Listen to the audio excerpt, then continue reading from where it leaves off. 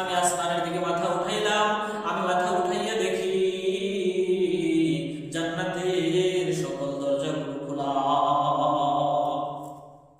জান্নাতের প্রথম দরজার মধ্যে এক ফেরেশতা দাঁড়াইয়া ঘোষণা দিচ্ছে, সুসংবাদ ওই ব্যক্তির জন্য যে আজ রাতে সেজদায় পড়ে আছে। জান্নাতের 2 নম্বর দরজার মধ্যে দাঁড়াইয়া আরেক ফেরেশতা ঘোষণা দিচ্ছে, সুসংবাদ ওই ব্যক্তির জন্য যে আজ রুকুতে আছে। জান্নাতের 3 নম্বর দরজার মধ্যে দাঁড়াইয়া আরেক ফেরেশতা ঘোষণা দিচ্ছে, সুসংবাদ ওই ব্যক্তির জন্য যে আজ দোয়া করছে। জান্নাতের 4 নম্বর দরজার মধ্যে দাঁড়াইয়া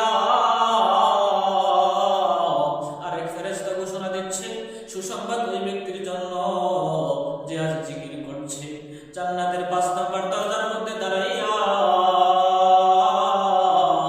আরেক ফেরেশতা ঘোষণা দিচ্ছে, সুসংবাদ ওই ব্যক্তির জন্য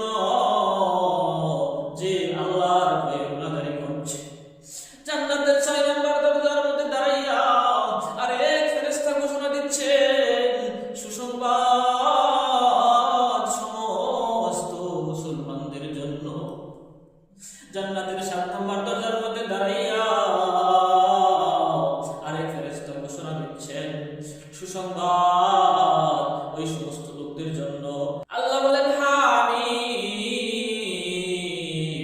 ওয়াল কিতাবিল মুবিন।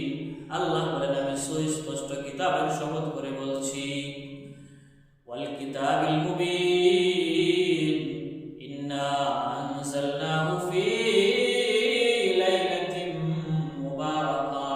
আমি কুরআনকে একটি বরকতময় রজনীতে অবতরণ করেছি।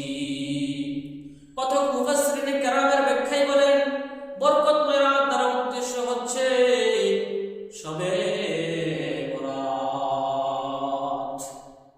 এজন্য শবে বরাতের গুরুত্ব অনেক বেশি, যে রাতের মধ্যে কুরআন অবতরণ হয়েছে। হাদিসের মধ্যে রাসূলুল্লাহ সাল্লাল্লাহু আলাইহি ওয়াসাল্লামের শবে বরাতের ফজিলতের ব্যাপারে বলেন, ইযা কানাত লাইলাতুন নিসফি মিন শাবান ফাকুমু লাইলাহা ওয়া সুমু ইয়াওমা